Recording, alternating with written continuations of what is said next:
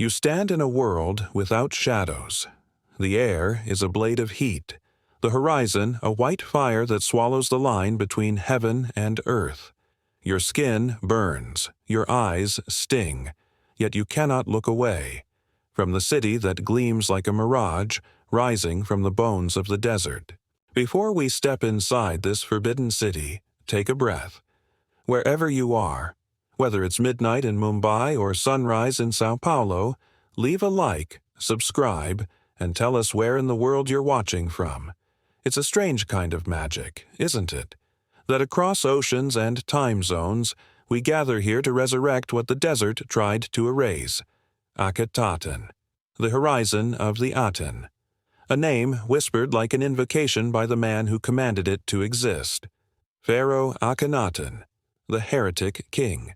He was born Amenhotep IV, heir to centuries of order. Egypt, under his ancestors, had been eternal, unchanging as the Nile's rhythm, as the gods who guarded its banks. Amun in Thebes, Ra in Heliopolis, Isis, Osiris, Horus, all bound in divine harmony.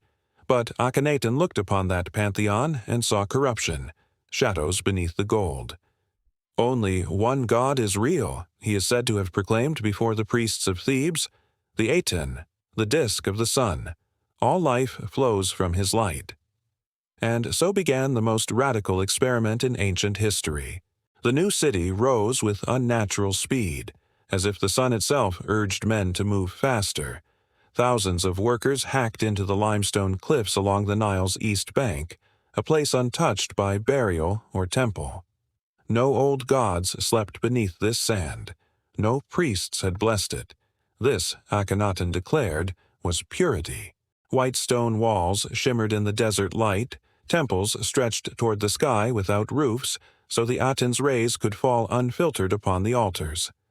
No statue, no idol, no hidden god cloaked in mystery, only the radiant disk, carved again and again in reliefs that covered the walls. A circle with rays ending in open hands, bestowing life. The court followed the king into exile from tradition. The capital at Thebes emptied. Priests muttered behind closed doors. The people whispered, "Has Pharaoh gone mad?" But in Akhenaten, madness was law. Artists abandoned the rigid perfection of Egypt's divine forms. No longer did kings and queens appear as flawless ideals. Now they were shown with elongated skulls, drooping bellies, narrow faces, human, strange, tender.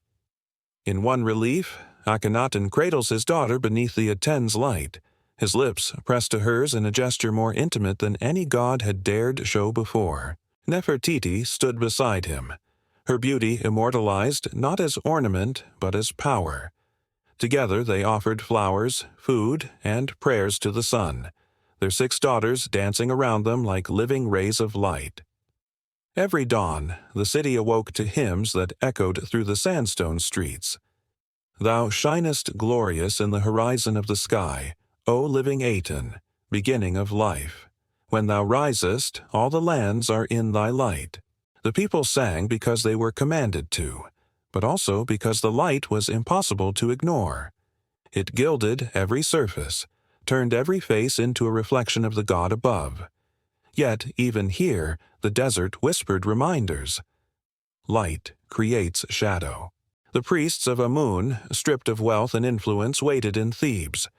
Farmers, burdened by taxes for this divine city, began to curse the sun that once sustained them.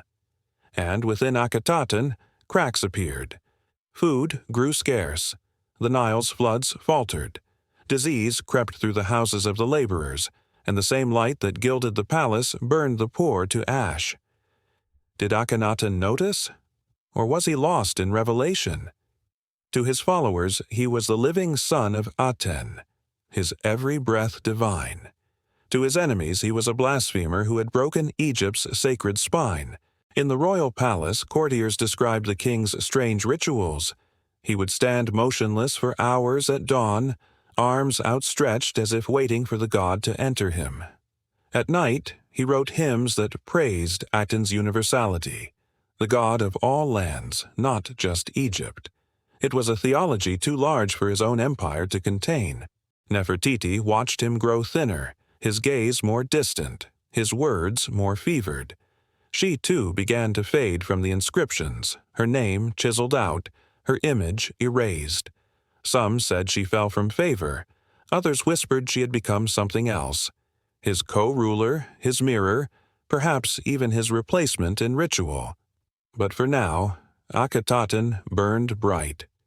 From the cliffs, one could see the city shimmer at sunset like molten gold, every temple and courtyard aflame in divine radiance.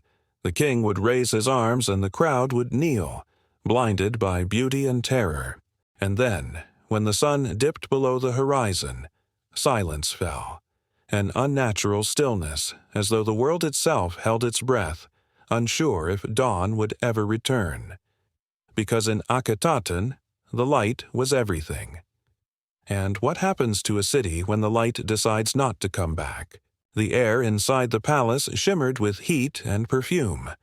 Gold caught the light from open courtyards and scattered it across painted walls so that even the shadows seemed gilded. The smell of lotus oil and burning myrrh clung to every breath.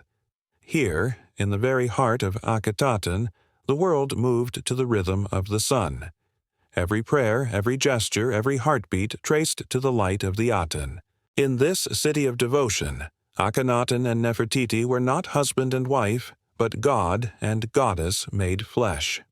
When they stood together beneath the sun disk, its carved rays ending in open hands, the people bowed until their foreheads touched the ground. The royal couple was the only bridge between mortals and the Aten. Their touch sanctified, their breath divine. But even gods can disappear. In the early years, Nefertiti's presence burned brighter than any other. Her profile, the long neck, the serene mouth, adorned the walls of every temple. Artists depicted her smiting enemies, leading rituals, offering gifts to the Aten with the same authority as the king himself. She was the embodiment of perfection and power. Together, they ruled as two halves of one divine being. Yet, as the years of light passed, her figure began to fade. At first, it was subtle, a missing cartouche on a relief, a name recarved, a face reworked. Then, suddenly, Nefertiti vanished altogether. Not dead, not buried, simply erased. The city whispered. Had she fallen from grace? Had she defied her god-husband? Or had she been transformed into something else? The palace offered no answers. By now, Akhenaten's devotion had turned into fever. His body grew thin, his eyes wild with revelation. He spent long hours beneath the open sky, staring into the sun until tears burned his cheeks. "The Aten speaks through me," he told his priests. "The old gods rot in shadow. My blood carries the light."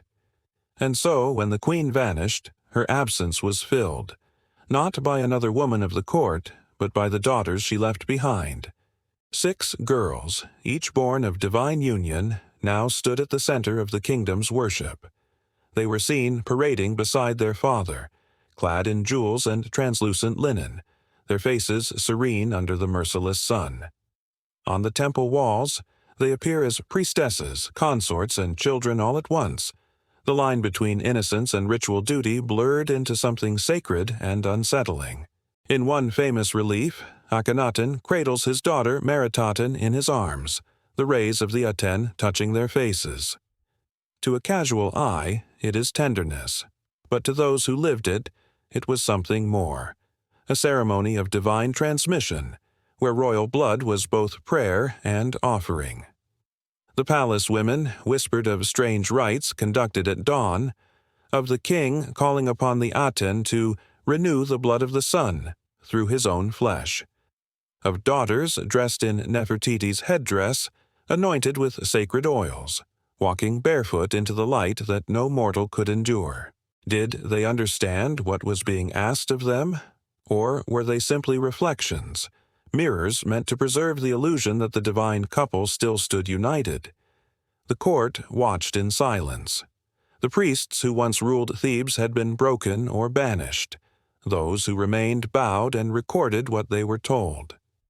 Outside the palace gates, the common people began to turn their eyes away from the rising sun, whispering prayers to the old gods under cover of night. But within these marble halls, time itself had stopped. One evening, as the last light bled across the Nile, Akhenaten stood before the temple's open court, surrounded by his daughters. His voice carried through the air, hoarse, exultant. "The Aten is eternal. Through my house his light is reborn.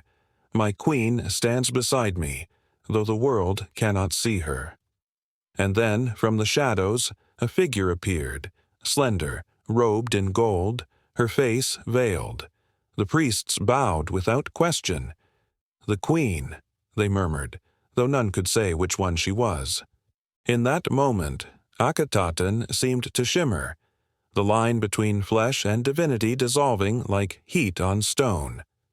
The sun descended, setting fire to the city's edges, and for a heartbeat it looked as if the palace itself were burning. By dawn, the veil was gone.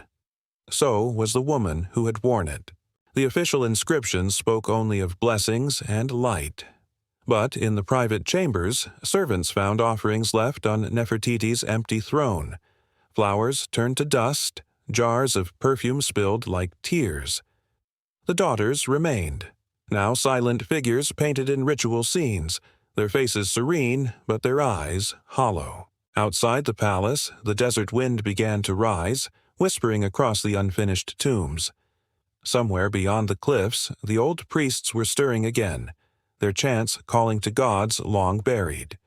The light of Akhenaten still burned, but it flickered now, and every shadow it cast seemed to carry the shape of the queen who was no longer there. The sun no longer blesses Akhenaten. It punishes it. What was once a city of gold now lies pale beneath a merciless light, its walls cracked, its courtyard silent except for the hum of flies. The same God who was to bring eternal life now bleaches everything into ruin.